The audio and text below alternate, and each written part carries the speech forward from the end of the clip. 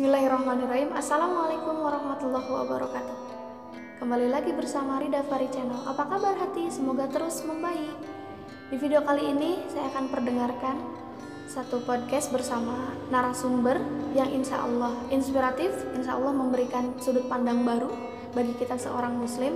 Bagi teman-teman yang mendengarkan dan membuka video ini, dimohon untuk mendengarkan sampai habis. Insya Allah tidak akan membuat waktu kita merasa berkurang dan terugikan dengan mendengarkan video ini.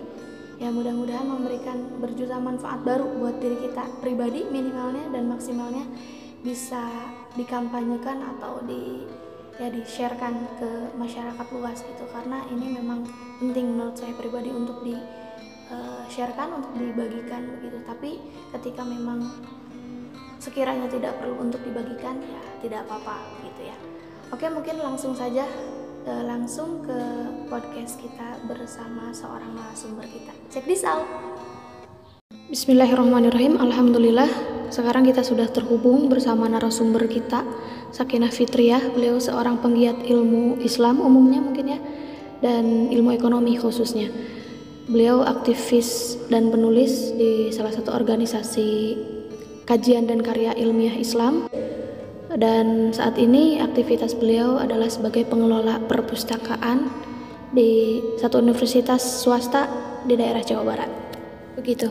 Baik, mungkin kita langsung saja kepada perbincangan kita pada podcast kali ini, yaitu mengenai coronavirus yang menjadi topik utama juga di berbagai belahan dunia.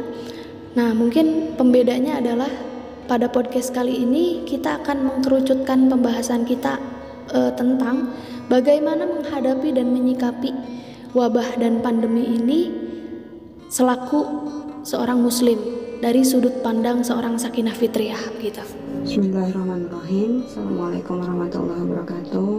Alhamdulillahirrahmanirrahim. Jadi satu kesempatan yang berharga bagi saya untuk bisa bercuap-cuap ya sambil silaturahim dengan Rida, yang mana cuap-cuap ini ditujukan untuk sama-sama kita merefleksikan atau berbincang mengenai fenomena yang sedang kita hadapi saat ini gitu. Sebenarnya dari Maret ya kita udah diperdengarkan gitu, bahkan dari sejak 2019 akhir ya kita udah dengar tentang COVID-19 ya kan, coronavirus disease tahun 2019 yang mana nggak main-main gitu. Apa yang kita sedang hadapi ini adalah sesuatu yang sangat serius, punya dampak yang serius gitu ya, dan banyak sekali akibat yang mungkin tidak pernah terfikirkan oleh kita akan sebesar dan sehebat ini gitu ya. Tapi selain kita, mungkin kalau kita bicara soal fakta itu sudah banyak ya, kita bisa terakses berita 24 jam gitu kan, tentang apa aja terkait corona tuh udah banyak terbahas gitu. Nah, yang sebenarnya kita mau mungkin lebih banyak bincang di sini adalah sesuatu yang dibalik fakta gitu ya, yang mana kita berharap dari obrolan kita ini ada satu manfaat yang kita dapat ya dari perbincangan yang dibalik fakta ini, yang sebenarnya harus lebih banyak dibangun gitu ya, atau balance lah ya, di samping kita mengetahui fakta perkembangan terkini, tapi juga kita sambil terus membangun makna-makna di balik fakta yang kita hadapi gitu, karena ini penting, bahkan bisa lebih penting gitu daripada fakta itu sendiri. Nah, ini terkait dengan sikap kita nanti ya. Ya, betul. Jadi yang kita bahas di sini mungkin penyikapannya gitu kan atas fakta-fakta yang memang terjadi, dan dampak yang paling terasa begitu nyata dari sekian banyak dampak yang terjadi mungkin atas fenomena ini apa sih Kak? Oke, terkait dengan dampak yang kita hadapi ini betul-betul secara kasat mata gitu ya, kita bisa melihat dampaknya baik secara kesehatan, kita lihat dampak kesehatan, terus juga angka kematian yang tinggi di Indonesia termasuk yang sangat tinggi gitu. Karena bisa dibilang ini bukan rahasia lagi ya, bahwa memang kita nggak siap menghadapi musibah seperti ini gitu. terlihat dari mana? Ya cukup terlihat dari angka yang kita hasilkan gitu kan, yang dimana persentase kita hampir mencapai 10%. Itu dari yang terekam mungkin ya. Nah, tapi ini ini mungkin perlu dibahas secara khusus gitu ya, agar lebih adil melihatnya. Mungkin yang akan kita bincang di sini ya, selain tadi masalah kesehatan gitu yang kita lihat jelas-jelas dampaknya, terus juga mungkin kultur masyarakat kita. Nah ini ketika isu ini dihadapkan dengan kultur masyarakat kita ya, yang seperti ini, kita akan melihat satu efek yang besar juga dan menjadi tantangan ya bagi Indonesia yang membedakan dari mungkin negara-negara yang lain gitu.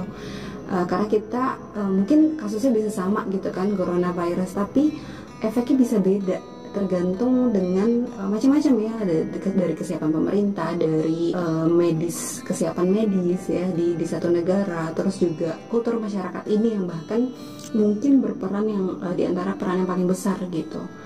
Nah kita bisa lihatlah keadaan kita sekarang seperti ini, bagaimana keadaan masyarakat kita gitu kan. Nah, ini penyumbang di antara penyumbang terbesar akan menentukan sejauh mana kita bisa cukup bertahan gitu ya dengan keadaan akibat pandemi wabah corona ini.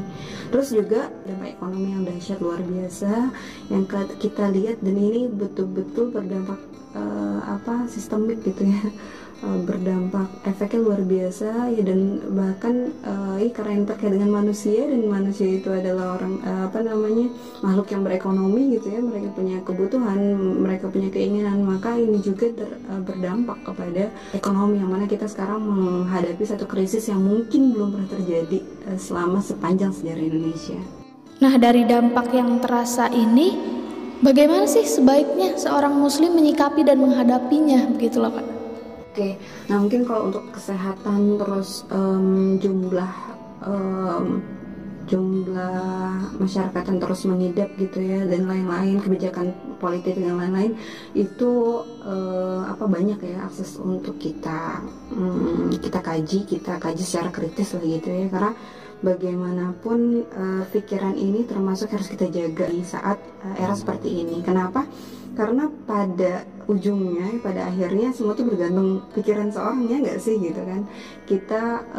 Kita itu ya, semua yang masuk ke pikiran ini kan akan mempengaruhi aksi kita, akan mempengaruhi pilihan kita. Maka untuk bisa memilih yang terbaik ya kan, pilihan-pilihan yang bijak, yang tepat gitu, kita harus menjaga pikiran kita ya, dari misalnya informasi-informasi yang nggak benar ya kan. Jangan terus ini ya, kita perlu ya dalam menjaga pikiran tuh mengedepankan harapan kita gitu. Kita doalah sama Allah agar pikiran kita tetap dijernihkan, dijaga gitu ya, untuk tetap optimis, tetap fresh gitu kan, dengan pikiran. Jadi pikiran yang saat ini akan menjadi bagian dari solusi juga ya kan, bahkan bisa jadi sumber ya, orang banyak ya fenomena-fenomena yang perlihatkan bahwa keadaan itu sebenarnya keadaan fisik gitu yang kita lihat tuh nomor 2, tapi yang pertama pikirannya kan. Keadaan fisik mungkin bisa baik, tapi kalau pikiran nggak baik ya semua akan serba tidak baik gitu kan. Sebagaimana pikiran juga akan selalu mewarnai ya apapun yang kita lihat. Sebenarnya pikiran ini yang menerjemahkan, menginterpretasikan. Makanya perlu kita untuk terus memohon, yang meminta sama Allah untuk dijaga pikiran kita dari hal-hal negatif. Dan begitu juga sebenarnya sejalan dengan hadis baginda Rasulullah SAW ketika beliau bilang muslim itu beruntung gitu. Karena apa? Karena ketika dia mendapat kesenangan dia bersyukur, dan ketika dia mendapat kesusahan dia bersabar. Nah ini apa maknanya? Ya, baik atau buruk tuh bukan dari domainnya gitu, bukan dari halnya, bukan dari orang bisa mendapatkan sesuatu yang buruk, tapi dia bisa memilih untuk positive thinking gitu kan. Nah ini sebenarnya satu keutamaan jadi seorang muslim gitu ya. Kita diberi cara berpikir yang baik gitu di tengah mungkin situasi yang bagi kita bilang kurang baik lah gitu ya. Diberi cara berpikir yang baik. Nah, menarik nih. Jadi ya itulah salah satu keuntungan menjadi seorang muslim ya Kak ya.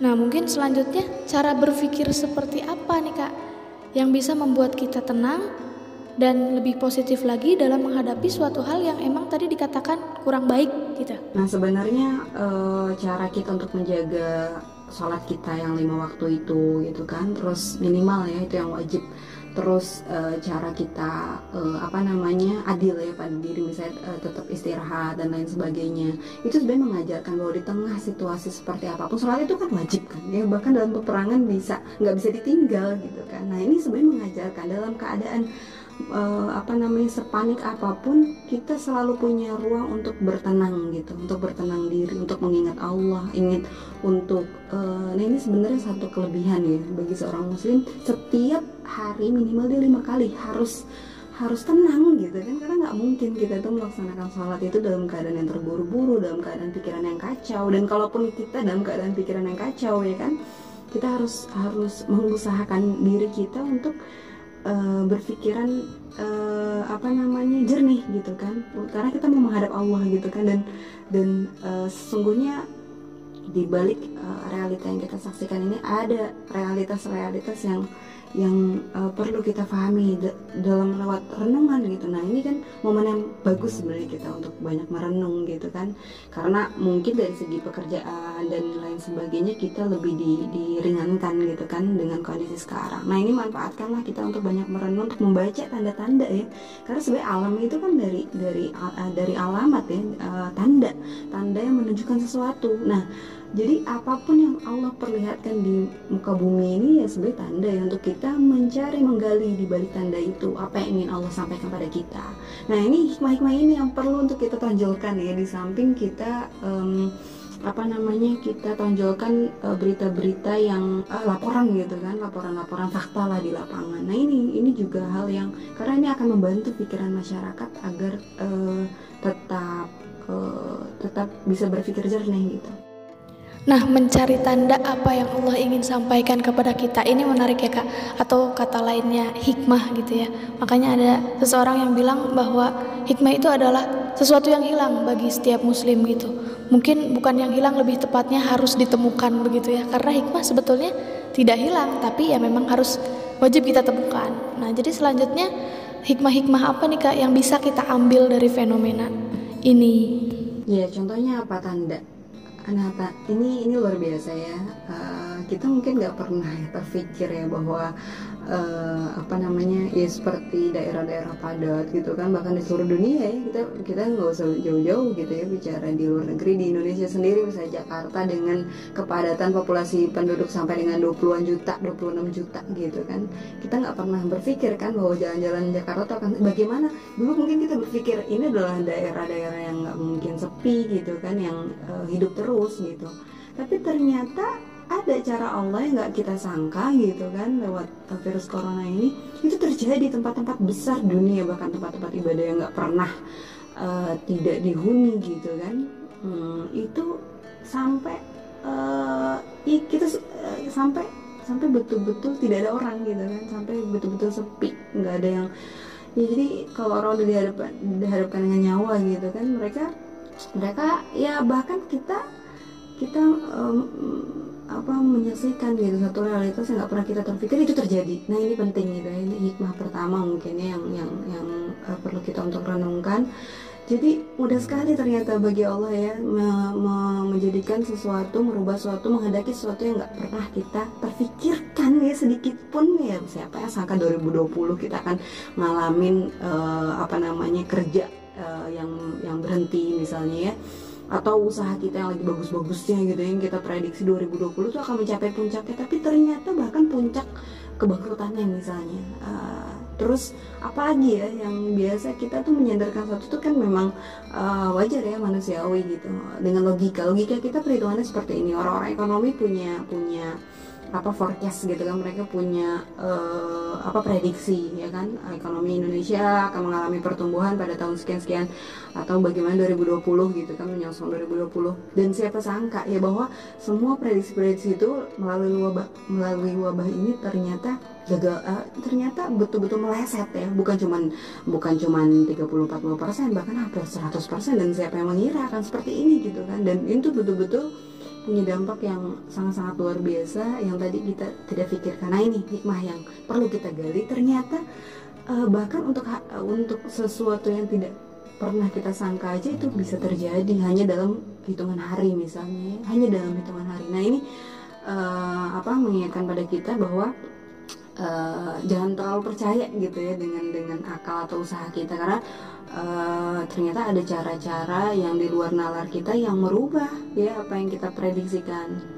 Makanya bukan maksudnya kita akhirnya nggak berikhtiar atau apa gitu kan, tapi di sini adalah di puncak ikhtiar kita ya kan, di puncak keyakinan kita sandarkanlah pada Allah. Nah di sini karena kalau kita udah menyandarkan dan kita meyakini bahwa keadaan kita sekarang belum tentu abadi ya kan, bahkan kata Imam Ghazali, tarikan nafas saja belum menjamin itu keluar lagi gitu nafas yang kita hembuskan, apalagi kita bicara hari esok ya, artinya segitu tingginya kita bergantung gitu kan sebenarnya ya. Nah ini akan menjadi satu refleksi yang maha hebat sebenarnya kalau kita mau merenung ya, bahwa di balik wabah ini tuh kita diajarkan suatu ya, kalau ternyata mudah aja suatu itu berubah gitu, tidak sesuai, dan itu sebenarnya kalau dalam pandangan kita sebagai seorang muslim bukan hal yang mengherankan gitu kan. Jangankan yang sekian bulan, sekian tahun ya, yang besok aja Allah bisa membolak-balikan keadaan suatu gitu. Nah ini sebenarnya meneguhkan harusnya bagi seorang muslim ya. Jadi kita tidak kaget seperti yang bagaimana, karena ya ajal aja kita nggak pernah tahu ya kapan gitu kan. Artinya ini semakin meneguhkan kita bahwa apa yang disampaikan oleh Baginda ya, yang bersumber dari wahyu itu banyak fakta-fakta yang yang menjadi tanda ya untuk kita semakin meyakini perkataan-perkataan Baginda. Wah mantap Kak. Jadi hikmah pertama adalah bahwa kekuasaan Allah itu melebihi dan melampaui nalar manusia sekalipun gitu ya. Nah itu mungkin satu di antara banyak hikmah ya yang bisa kita petik ya, yang kita bisa ambil, kita pelajari, kita jadikan bahan renungan, dan ini akan memupuk ya. Kalau kita betul-betul bisa melalui ini, betul-betul mengambil kesempatan, artinya tidak fokus kita nggak salah fokus gitu ya, di samping kita mungkin mengerjakan kegiatan harian kita, tapi kita juga menambah nilai-nilai yang akan memperkukuh pandangan hidup kita. Nah ini pandangan hidup ini nih yang terkait mungkin sekarang isunya ekonomi ya, setelah wabah tuh kalau misalnya kita prediksi para pakar ekonomi itu setelah wabah, kalau misalnya negara itu sigap kita akan recovery 6 bulan aja gitu, 3-6 bulan ya. Tapi kalau nggak sigap itu bisa 1-1,5 tahun ya. Kebayang kan bagi kita seperti apa tingkat huru-hara yang akan kita hadapi gitu, dan mungkin udah sangat terasa sekarang ya, kita lihat pekerja-pekerja harian gitu kan yang dari sektor informal itu bagaimana ya terdampak secara ekonomi yang sangat hebat gitu kan, mereka betul-betul, artinya kalau kita bicara konsep rezeki secara materi gitu kan, itu betul-betul stop ya kan, mereka udah nggak punya lagi pekerjaan. Sekarang puluhan ribu karyawan di PHK gitu kan, terus dirumahkan ya, yang berakibat gaji pun dipotong misalnya. Jadi ini adalah sesuatu yang balik lagi tadi tidak terprediksi. Nah tapi kita jangan berhenti sampai di situ gitu ya, artinya ini ada beberapa sikap yang harus kita ambil mungkin kan dari menghadapi fenomena ini. Yang pertama kita lihat bagaimana hikmah dari krisis ekonomi ini membuat masyarakat bergotong royong. Nah ini yang kita juga perlu lihat dari sisi lain media mungkin ya. Kita harus memilih nih ya, kita harus menjadi penyeimbang bagi diri kita sendiri. Kita memilih media mana yang mau kita lihat, perkembangan apa, jadi harus balance ya, biar kita bisa lebih bijak lah dalam melihat tadi, karena pengaruhnya ke pikiran kita, dan pikiran kita akan mempengaruhi sikap dan pilihan kita. So yang kita lakukan itu adalah mencari sebanyak mungkin informasi-informasi yang mendukung ya, yang sifatnya positif, terus mendukung perbaikan bagi diri kita. Ya, kita lihat bagaimana masyarakat bergotong royong, ya kan, mereka betul-betul di sini sadar gitu ya, tersadar sebagai makhluk sosial mungkin ya, yang biasanya pulang berangkat subuh, pulang malam gitu kan. Sekarang mereka karena di rumah jadi aware kepada tetangganya gitu kan. Hiduplah kesadaran mereka untuk membantu misalnya ya, kepada tetangga yang terdampak gitu kan. Terus sekarang banyak gerakan-gerakan yang dimulai dari skup terkecil, RT RW gitu kan, terus masjid-masjid ya. Jadi ini betul-betul satu di antara satu hikmah mungkin juga ya, bagaimana kita lihat ternyata masyarakat kita itu inisiatifnya masih tinggi gitu kan. Terus hidup ya, batin manusia mungkin sama ini mati karena dipupuk oleh kesibukan duniawi gitu kan. Ini mereka mulai melek gitu kan, melihat ya tenaga medis yang segitu beratnya menghadapi pasien ya kan, menghadapi ya itu kan menggerakkan kita ya, menyentuh batin kita gitu kan, untuk berempati gitu kan. Ya Allah, alangkah lebih beruntung kita mungkin ya di sini. Nah, keberuntungan ini akan menjadi modal kita ya, untuk gak berhenti di situ, maksudnya melakukan sesuatu untuk apa nih yang bisa kita lakukan di tengah situasi masyarakat yang seperti ini. Nah, ini yang kita lihat, inisiatif timbul, terus gerakan-gerakan banyak bermunculan gitu kan. Dan mudah-mudahan aja ini cara-cara Allah ya untuk melihatkan lagi tanda-tanda gitu kan, bahwa kita ini di sebalik kita dibilang negara berkembang, terus juga bahkan terbelakang dan lain-lain, tapi subhanallah gitu kan, masyarakat kita ini ternyata punya rasa kepedulian yang tinggi gitu, yang mungkin kita nggak tahu ya negara lain. Kita harus riset lah gitu ya, seperti apakah itu akan bisa jadi satu pembanding gitu kan. Dan baik ya untuk kita juga mengkonsumsi jenis-jenis berita seperti itu, biar meningkatkan semangat kita juga untuk berkontribusi ya, minimal apalah gitu kan, dari hal yang terkecil yang bisa kita lakukan. Ya, berita positif yang membangun dan memotivasi kita untuk ikut andil dan berkontribusi dalam pandemi ini gitu ya Kak. Nah, untuk tadi dampak ekonomi yang begitu terasa, bagaimana nih pandangan Kakak dalam menyikapinya? Soal ekonomi tadi ya kan. Nah, ini satu fenomena yang menarik juga untuk kita simak gitu ya. Karena dampak ekonomi ini itu nanti akan punya dampak lagi ke psikologis ya kan, dan nanti ke pandangan hidup seorang. Nah, makanya soal perut itu bukan cuma soal perut ya, bukan soal materi, tapi menyangkut pandangan hidup seseorang, worldview seseorang, cara orang melihat dunia ini, cara orang melihat kehidupannya. Itu makanya baginda juga ada ya hadis yang mengatakan fakir itu mendekatkan pada kufur gitu kan. Nah ini bukan perkara yang disinilah betul-betul pandangan hidup seorang muslim itu diuji gitu ya, dan di sini akan terlihat ya hasil dari mungkin iman kita selama ini gitu kan, yang kita mempercayai bahwa Allah pemberi rezeki, yang kita mempercayai bahwa rezeki bisa diberikan Allah dengan cara tidak diduga-duga. Dan ini banyak sebenarnya fenomena-fenomena ini juga menarik. Ada kemarin saya lihat berita seorang ibu rumah tangga yang nggak pernah keluar kena gitu kan, kena otomatis dia harus diisolasi ya, positif kan di daerahnya di Jawa Tengah kalau nggak salah. Katanya sih kemungkinan dari uang belanja gitu ya, aktivitasnya keluar cuma belanja, tapi ternyata qadarullah dia mengidap gitu COVID ini, sehingga dia harus diisolasi, dan dia memilih isolasi di rumah, dan otomatis keluarganya pun ODP, jadi udah nggak boleh keluar.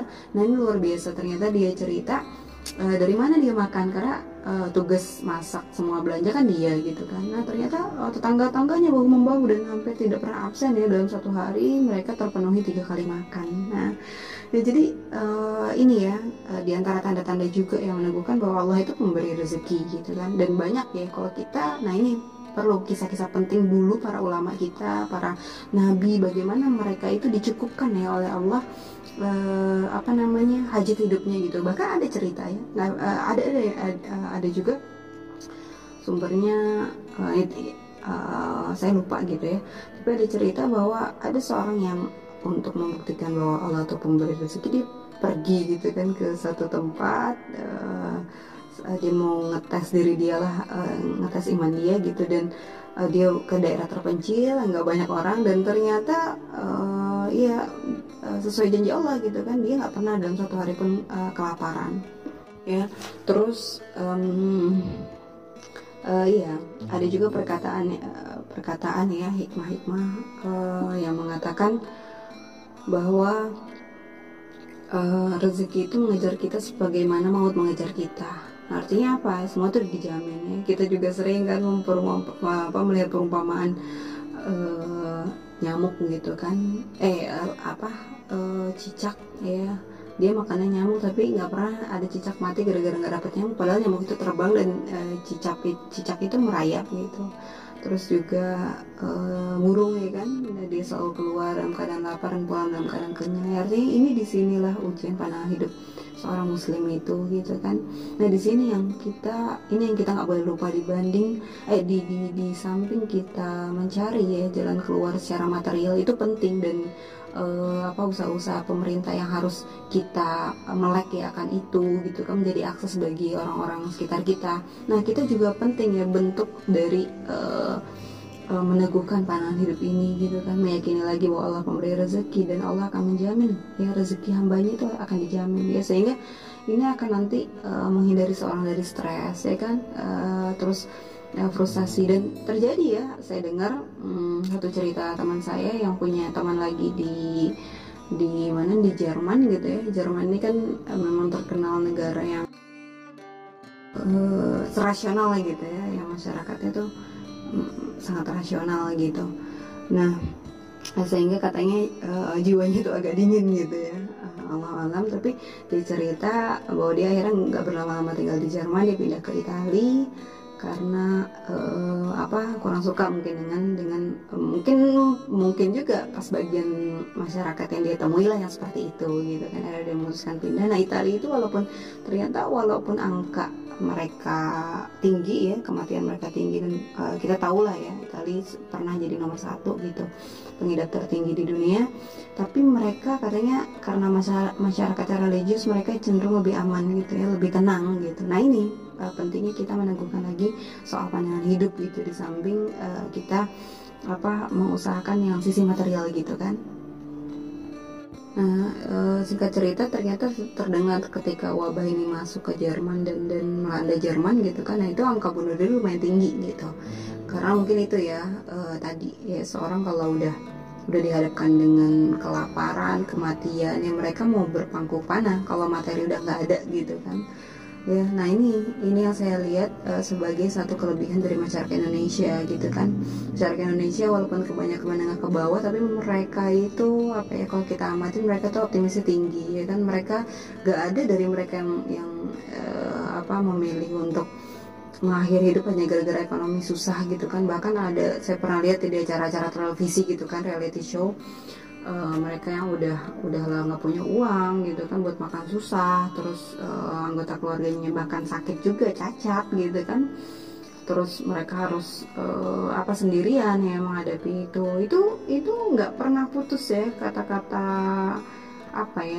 tidak pernah terbersit bagi mereka untuk mengakhiri hidup mereka gitu kan. Apalagi meskipun mereka sebatang kara gitu, karena mereka meyakini bahwa Allah itu selalu melihat mereka, menyaksikan mereka, dan menjamin rezeki mereka. Nah ini pandangan hidup yang akhirnya menjadi betul-betul penyelamat ya. Sebenarnya pada hakikatnya pandangan hidup kita lah yang menyelamatkan kita gitu ya. Artinya kita memilih memandang seperti apa gitu kan terhadap realitas yang kita hadapi. Nah ini yang penting juga untuk dikuatkan ya di tengah keadaan seperti ini ya, untuk kita menyadarkan, mengingatkan ya masyarakat bahwa ada Allah gitu kan, ada Allah yang Maha mengetahui, yang tidak pernah tidur, tidak pernah lupa, selalu mengawasi, selalu tahu keadaan hambanya dan tidak pernah berhenti ya. Bahkan nafas itu kan jatah yang terus kita dikasih sebenarnya kan, tiap waktu, tiap detik dia, bahkan sepersekian detik gitu. Nah ini kan ya artinya ini ujian ini betul-betul menguji pandangan hidup kita ya, sebagai seorang muslim. Yakin nggak kita gitu kan, yakin nggak kita ya terhadap apa yang kita hadapi ini, yakin nggak kita gitu kan. Nah, keyakinan ini yang pada akhirnya akan menjadi suluh ya, yang akan menghidupkan semangat orang mungkin ya, semangat orang lain untuk survive, untuk optimis ya, untuk tenang. Nah, ketenangan ini kita dapat dari pandangan-pandangan seperti ini ya. Baik, pandangan hidup yang akhirnya akan menyelamatkan hidup seseorang, itu sih yang menurutku paling menarik dari bahasa kakak. Nah, mungkin selanjutnya apa nih yang harus kita lakukan di tengah pandemi ini sekarang gitu loh. Nah ini jadi mungkin perlu juga ini menjadi satu gerakan bersama juga ya, di samping gerakan materi yang harus kita terus usahakan ya untuk membuat sesuatu yang betul berkontribusi secara materi ya kepada orang-orang sekitar kita, entah itu kita sebagai pemberi atau kan penyalur informasi bisa juga di sini ya kan. Jadi ini yang kita nggak boleh lupa juga, karena ketika seseorang ya dia tidak bisa mendapatkan harapannya, atau dia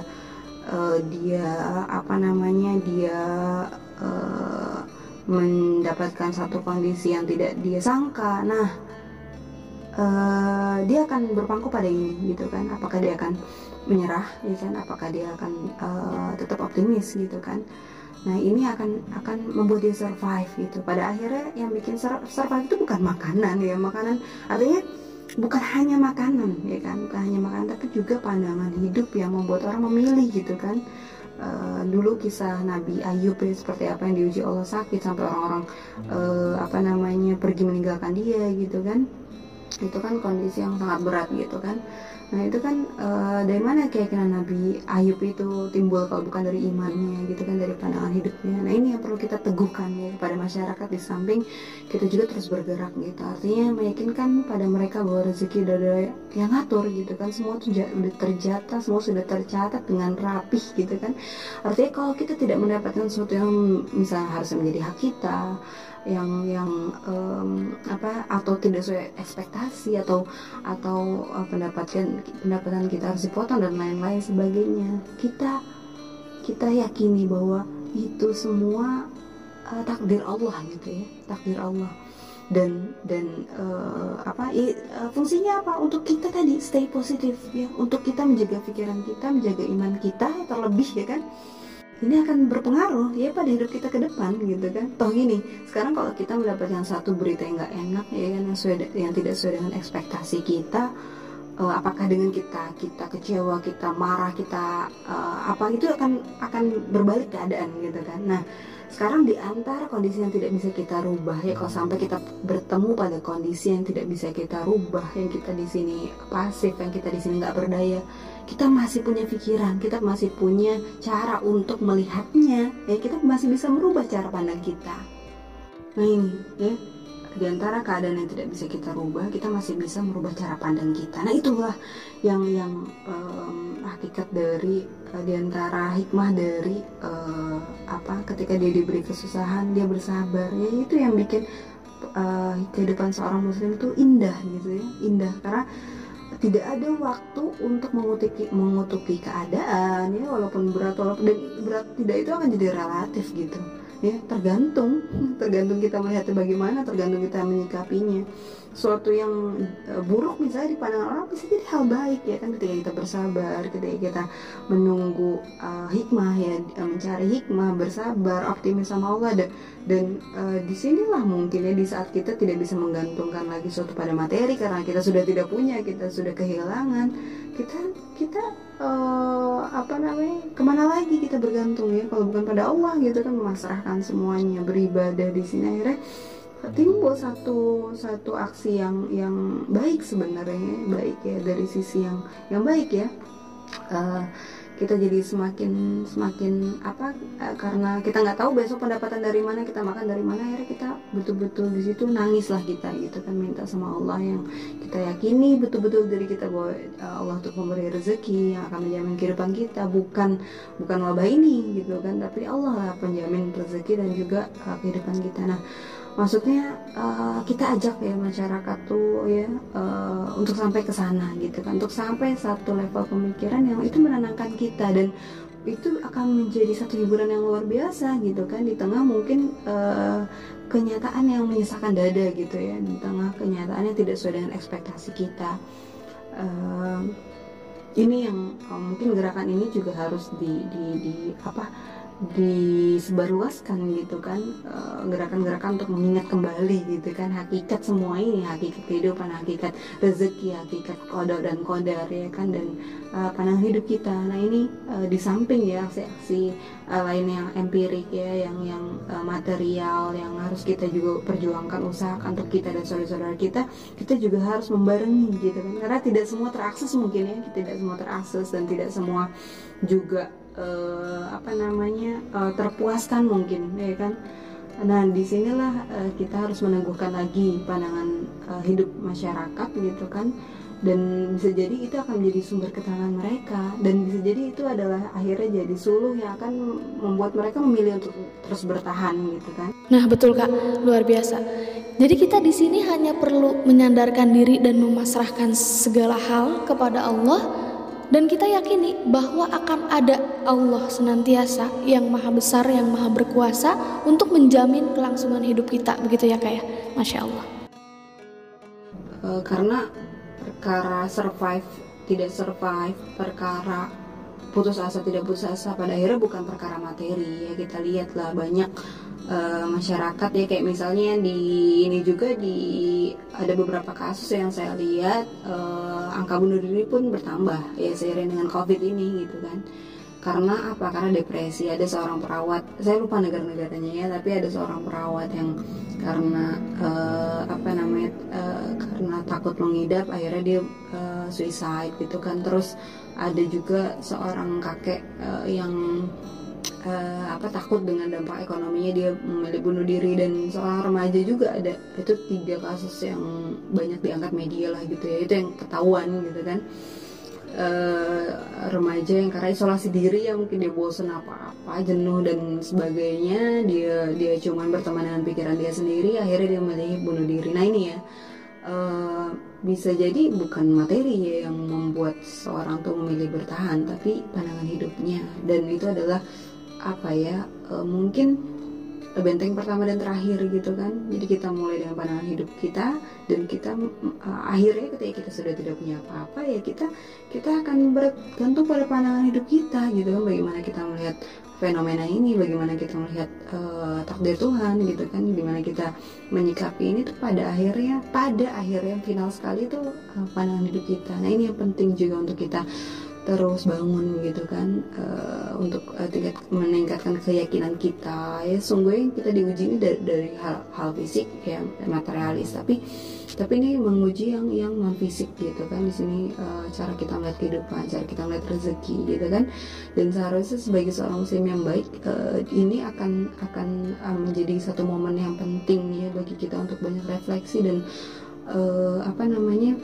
dan ya semakin terlihat gitu kan tanda-tanda tadi. Nah mungkin itu ya yang bisa kita ulik ya lebih dalam nanti dalam. Nah baik, alhamdulillah bagi saya pribadi kesimpulan dan garis besar di podcast kali ini adalah tentang pandangan hidup seorang muslim, bagaimana cara pandang seorang muslim dalam menyikapi suatu hal yang datang kepada hidupnya begitu. Terima kasih banyak buat Kak Saki yang udah meluangkan waktunya di podcast Rida Fari kali ini. Mudah-mudahan kita bisa bincang lebih lanjut lagi ke depan. Ya mungkin itu tadi job-job kita gitu ya, job-job kita, obrolan kita tentang situasi di era pandemi ini mungkin ya, tentang ya lebih kepada refleksi lah ya, refleksi kita gitu. Mudah-mudahan ada manfaatnya. Adapun kalau ada salah-salah data, salah-salah kata gitu, saya mohon maaf dan bukan bermaksud ya. Mudah-mudahan walaupun cara saya salah, data saya salah, tapi para pendengar tetap meyakini bahwa tujuan saya baik gitu kan. Saya punya tujuan ingin kita sama-sama berbagi manfaat lah di sini ya, di era seperti ini. Ya mudah-mudahan kalaupun ada kesalahan Allah memaafkan, mengampuni gitu ya. Terima kasih atas kesempatannya. Mudah-mudahan ada apa ya, sedikit pencerahan mungkin yang kita dapat bersama, karena keadaan hati kita sebenarnya yang terus mencari ya, bukan dari luar ya, tapi keadaan hati kita yang terus mencari, sehingga segala hal yang buruk sekalipun dalam pandangan orang lain mungkin akan menjadi berkah bagi kita gitu. Sekali lagi ini soal pandangan, dan pada akhirnya pandangan itulah yang akan menyelamatkan kita gitu kan. Mungkin itu dari saya. Wallahu a'lam bishawab ya, Allah yang Maha tahu. Astaghfirullahaladzim. Terima kasih atas kesempatannya. Assalamualaikum warahmatullahi wabarakatuh. Waalaikumsalam warahmatullahi wabarakatuh. Tabarakallah, mudah-mudahan manfaat. Terima kasih banyak buat teman-teman yang bersedia mendengarkan sampai akhir video ini. Wassalamualaikum warahmatullahi wabarakatuh. Jazakumullah khairan.